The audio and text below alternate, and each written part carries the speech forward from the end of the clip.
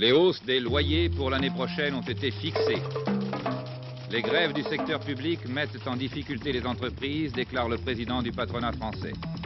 L'Américain Cyrus Vance est arrivé au Caire. En direct de La Rochelle, Robert Fabre à l'occasion du congrès des radicaux de gauche. Mauritanie, calme relatif depuis le 28 novembre, anniversaire de l'indépendance.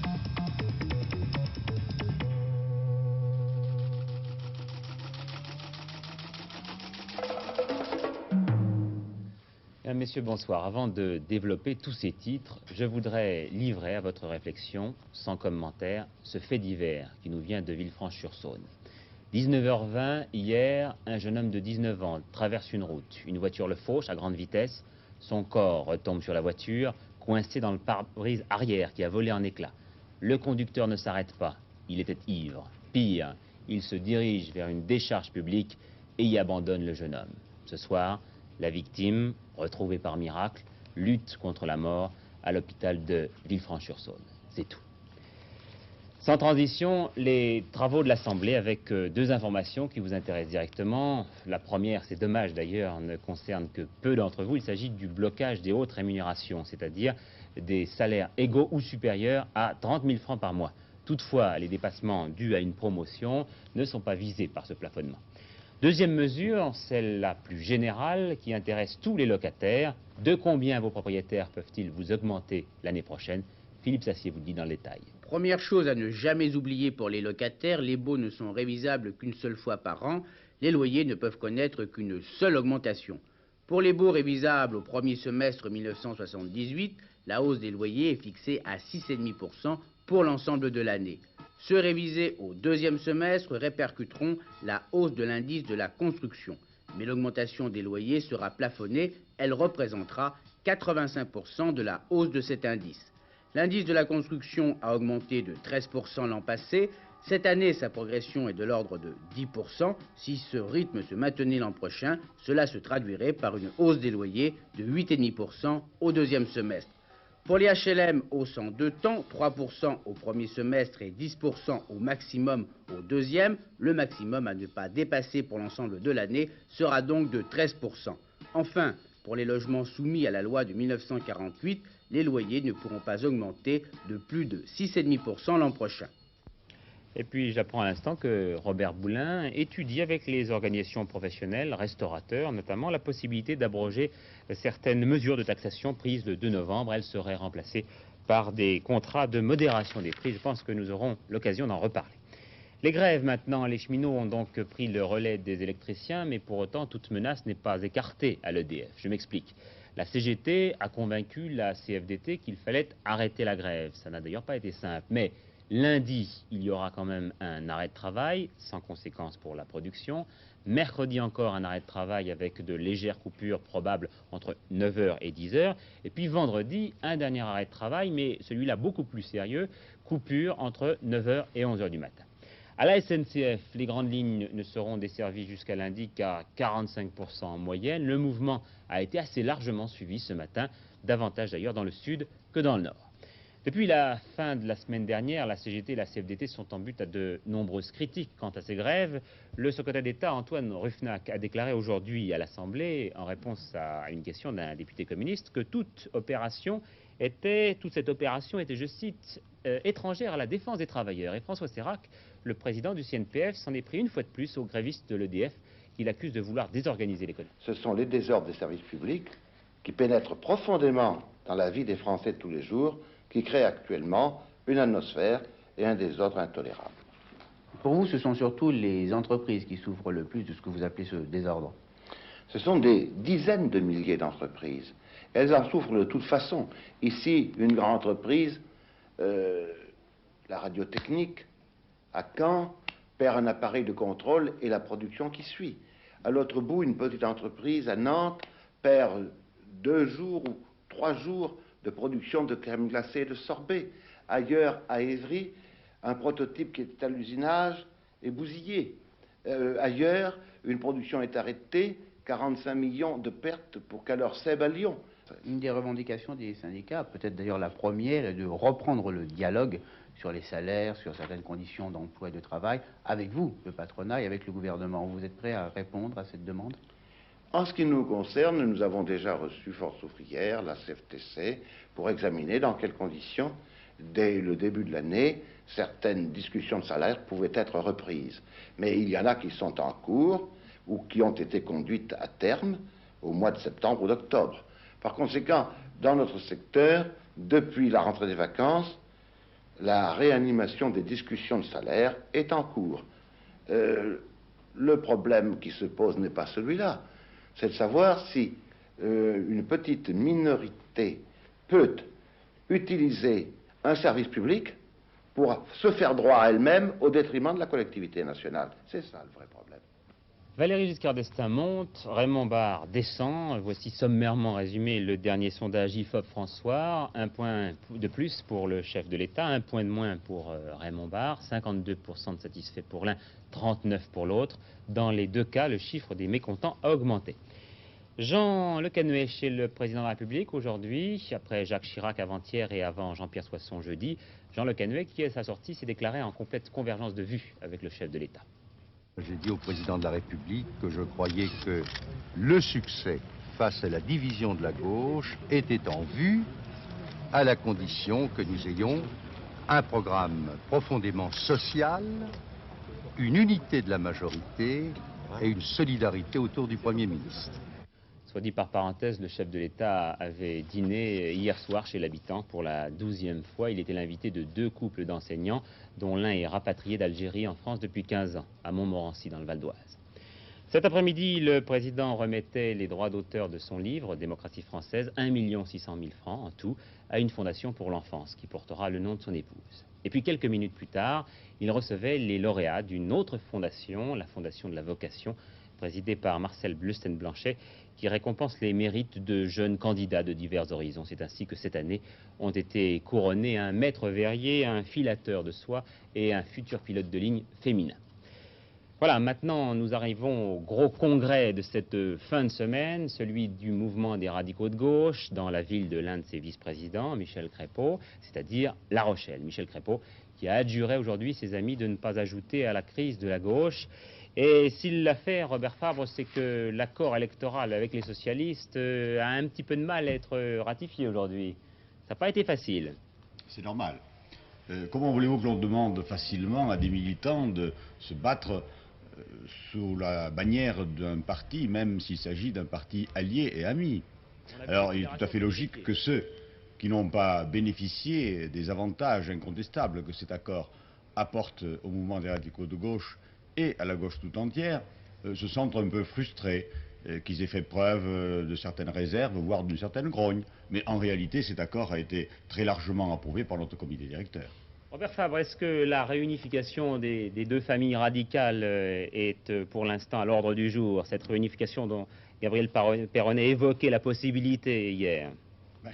C'est une question que vous remettez toujours à l'ordre du jour, vous, journalistes d'une manière générale, ou bien ceux qui voient du côté de la place de Valois fondre tellement leurs effectifs qu'ils ne voient plus, comme M. Péronnet, de salut que dans le rapprochement avec nous, c'est-à-dire dans la venue dans notre rassemblement. Mais faudrait-il pour cela qu'ils franchissent le pas et qu'ils viennent carrément au mouvement des radicaux de gauche? Alors ce n'est pas à l'ordre du jour, je ne pense pas encore que ce soit mûr de leur côté. Dans tous les cas, nous poursuivons notre chemin sans nous préoccuper de cette question. Et vous n'avez pas l'impression que chez vous, il y a 2 tendances, l'une qui vous entraîne plutôt à gauche, l'autre plutôt vers le centre?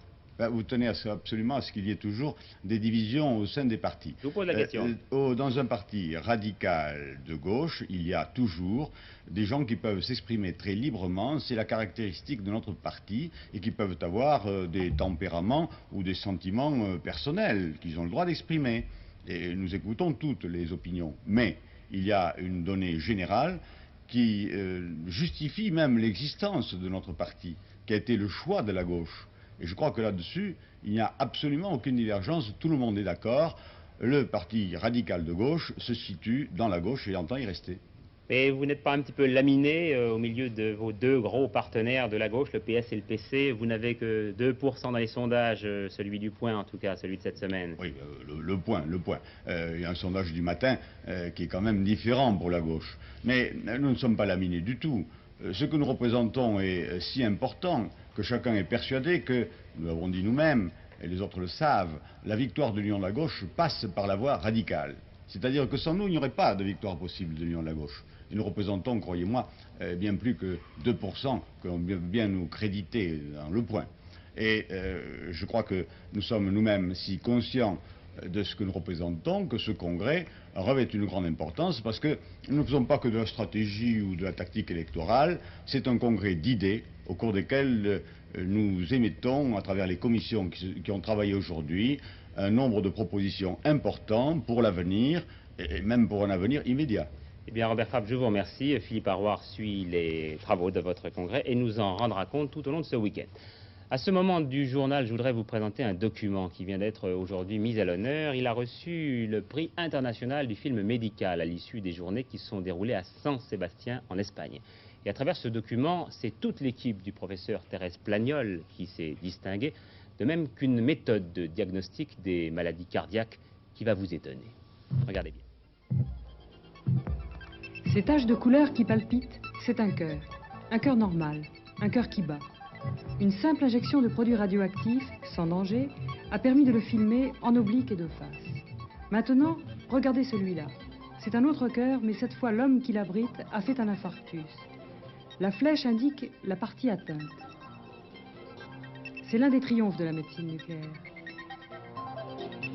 Un appareillage sophistiqué, un personnel entraîné, un examen simple de 5 à 10 minutes permettent en effet de reconstituer les images du cœur et d'analyser ses troubles de fonctionnement.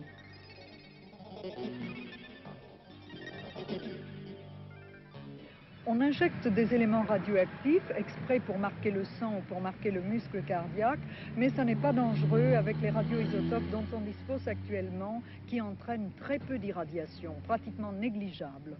La médecine nucléaire en cardiologie s'adresse à deux sortes de malades.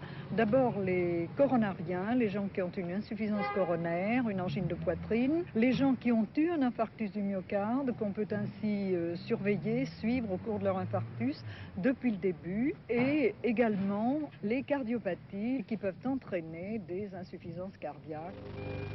L'ordinateur permet de jongler avec les images, de choisir ce que l'on veut voir plus précisément, en particulier les contours des différentes parties du cœur, pour analyser l'ampleur des contractions cardiaques. Ici, ce sont les parois d'un ventricule normal. Les mouvements sont de grande ampleur et très réguliers. Là, c'est un ventricule qui présente à son extrémité une anomalie. Les mouvements sont irréguliers et faibles, le contour le montre. Des informations d'une extrême précision, bien loin des méthodes radiographiques qui demandent des examens longs et plus difficiles à supporter pour le malade. Diagnostic, surveillance, évaluation du traitement, étude du cœur sous tous les angles avant et après une opération, la médecine nucléaire a fait dans ce domaine de très belles preuves. Mais elle va bien au-delà et il faudra désormais compter avec elle pour explorer le corps humain de la tête aux pieds. Portugal, maintenant, après la démission du gouvernement Soares, le président de la République continue dans la fièvre à recevoir tous les partis politiques afin de tenter de former un nouveau gouvernement. Il lui faut faire vite car il se rend lundi en Allemagne de l'Ouest pour un voyage officiel de 5 jours. La tâche du président de la République n'est pas facile car dans l'éventail politique, aucun mouvement ne peut prétendre former un gouvernement homogène. C'est justement le Parti communiste d'Álvaro Cunhal qui a pris hier l'initiative décisive de voter contre le gouvernement de Mário Soares. En direct avec nous, Monsieur Cunhal, merci d'être avec nous. La droite et les communistes qui mêlent leur suffrage, ce n'est pas banal. Est-ce que, vu de Paris en tout cas, est-ce que c'est normal ? Oui, vous savez, on dit, voilà, il y a une coalition du Parti communiste et de la droite pour provoquer la chute du gouvernement. Il ne s'agit pas de ça.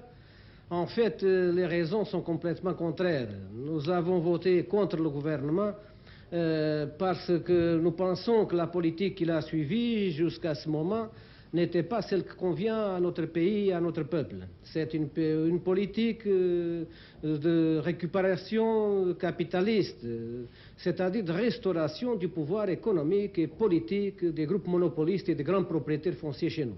Oui, mais Monsieur Cunhal, en faisant chuter le gouvernement de Monsieur Mário Soares, vous, communistes, vous faites chuter le premier gouvernement démocratique. Alors est-ce que ce n'est pas une très lourde responsabilité, une responsabilité, disons, historique? Nous l'apprenons bien, parce que ce gouvernement était en train de détruire les acquis révolutionnaires de notre peuple. nous ne pourrions pas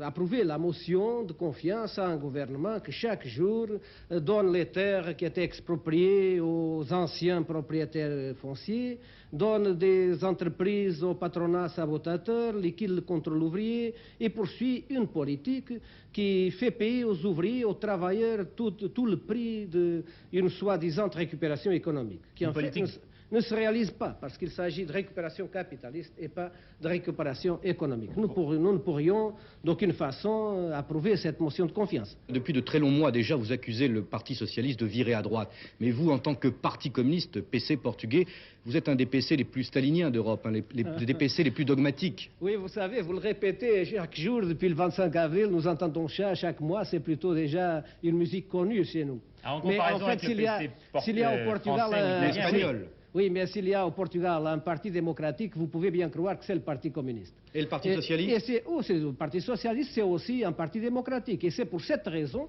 que nous proposons au Parti socialiste que les deux grands partis démocratiques se mettent d'accord pour défendre la démocratie. D'ailleurs, M. Soares, le Premier ministre jusqu'à aujourd'hui, il a affirmé qu'il y avait un danger du fascisme. Alors, c'est très bien, nous pouvons nous mettre d'accord pour défendre notre pays de la menace du fascisme et poursuivre une politique démocratique d'indépendance nationale dans le cadre du régime démocratique consacré dans la Constitution. Voilà, c'est notre position, c'est très clair. Et le fait qu'on n'a pas abouti à un accord avant la motion de censure ne signifie pas qu'il ne soit pas possible un accord après la chute du gouvernement. Je vous remercie, M. Cunha. Le Proche-Orient, d'abord, avec cette information à laquelle j'ai trouvé du charme. Je vous donne en mille quel était le gros lot d'une loterie tirée au Hilton de Jérusalem à l'occasion du bal des ambassadeurs. Eh bien, c'est un week-end pour deux au Hilton du Caire. Le Caire, ou plus sérieusement, vient d'arriver il y a 2 heures Cyrus Vance, le secrétaire d'État américain, qui démarre là sa nouvelle tournée au Proche-Orient. La réussite du prochain dialogue israélo-égyptien déjà largement engagé, tout en préservant les chances d'un règlement global du conflit israélo-arabe, tels sont les deux objectifs de la mission que Cyrus Vance entreprend aujourd'hui au Proche-Orient. Au Caire, ce soir et demain, le secrétaire d'État américain va s'efforcer d'amener le président Sadat à ralentir sa marche forcée vers la paix, qui risque d'aboutir à une paix séparée que Washington ne souhaite pas, dans la mesure où elle pourrait avoir pour effet de déstabiliser toute la région. La conférence du Caire, qui s'ouvrira ici au Mena House, dans un cercle restreint, devrait donc logiquement s'élargir à un deuxième cercle et ainsi de suite, jusqu'à englober tous les pays du champ de bataille pour finir sur un accord de paix général. C'est la nouvelle ligne politique de Washington au Proche-Orient. Pour atteindre ces objectifs, le secrétaire d'État américain devra tout d'abord obtenir d'Israël de larges concessions sur le fond, non seulement à l'égard de l'Égypte, mais encore à l'égard des pays arabes. Il est bien évident que ce serait la seule façon d'obtenir que la Syrie, le Liban et la Jordanie se joignent tôt ou tard aux conversations avec Israël. Pour rassurer ces pays, Cyrus Vance devra obtenir donc que l'Égypte et Israël n'aillent ni trop vite ni trop loin sur la voie d'un accord séparé. C'est un objectif difficile à obtenir, d'autant plus que, depuis quelque temps, le président Sadat ne semble pas très disposé à ménager ses partenaires réticents. Un bilan des combats au Sahara depuis 1 an. 7500 militaires marocains et mauritaniens ont été tués par le Front Polisario, dit-on, du côté des Sahraouis. En tout cas, Zouérat et ses environs sont calmes depuis maintenant près d'1 mois. Les Français qui travaillent là-bas semblent d'ailleurs rassurés par la présence des avions Jaguar que pour la première fois, grâce à Philippe Gassot et Michel Elikoff, nous pouvons vous montrer. La constatation que l'on peut faire en Mauritanie depuis 3 semaines environ, c'est que plus on aperçoit d'avions français, moins il y a d'attaques du Polisario. La dissuasion semble jouer. On s'attendait le 28 novembre, jour de la fête nationale, à une action. Il ne s'est rien passé, on dit à Nouakchott, c'est parce qu'il y avait des avions en l'air. Sans aviation, la Mauritanie est un pays qui subit. Avec la reconnaissance aérienne, la sécurité se renforce considérablement et rassure la population, qu'elle soit mauritanienne ou européenne. On ne craint plus pour sa vie à Zouérat. Je ne pense pas que l'on risque grand-chose. D'ailleurs, c'est pour ça que nous sommes ici avec nos 3 enfants. Disons que pour nous-mêmes, peut-être, on accepterait de prendre des risques, mais pour les enfants, non. Au niveau de la sécurité, il n'y a pas de problème. On se sent bien gardé. On a les militaires autour de Zouérat. On a le passage des Jaguars assez régulièrement.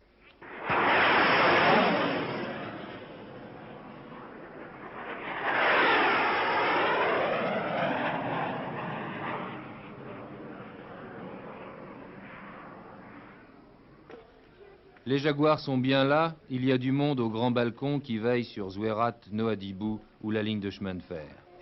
La guerre semble ainsi lointaine, ce ne sont que des détails qui la rendent quotidienne.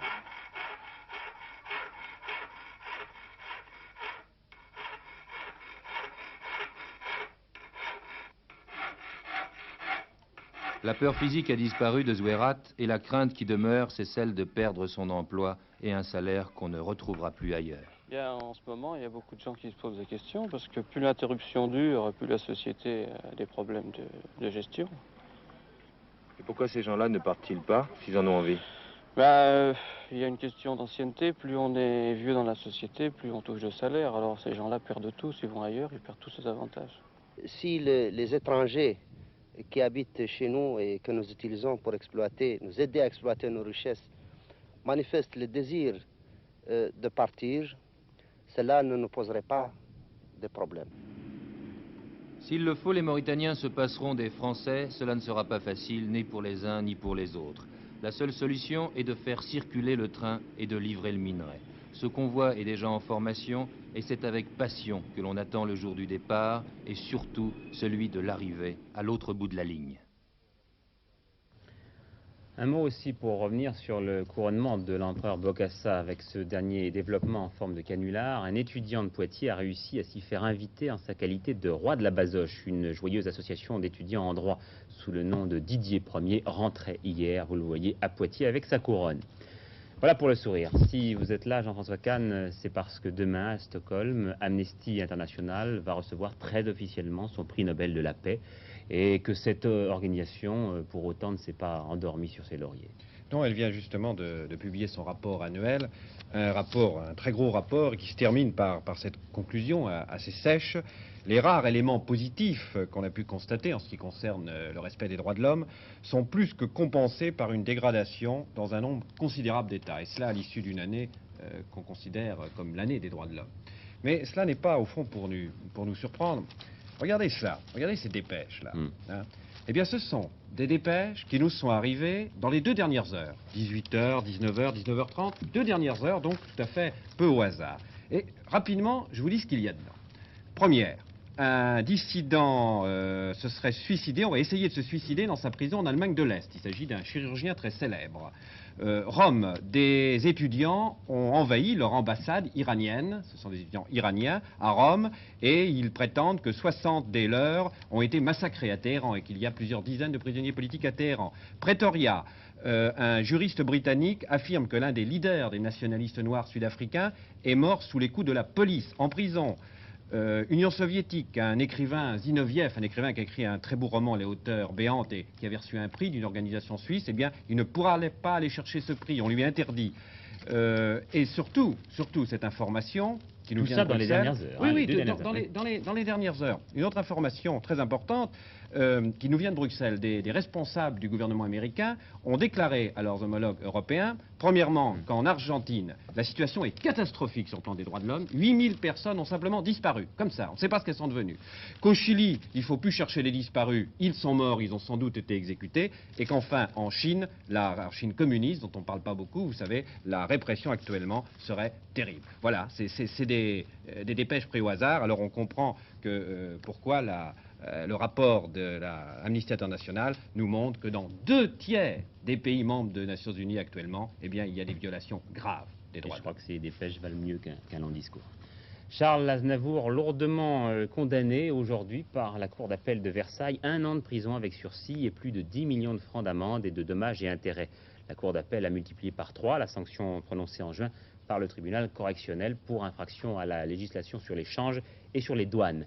Explosion dans une usine de pansements et de couches pour bébés à Villefranche-sur-Saône.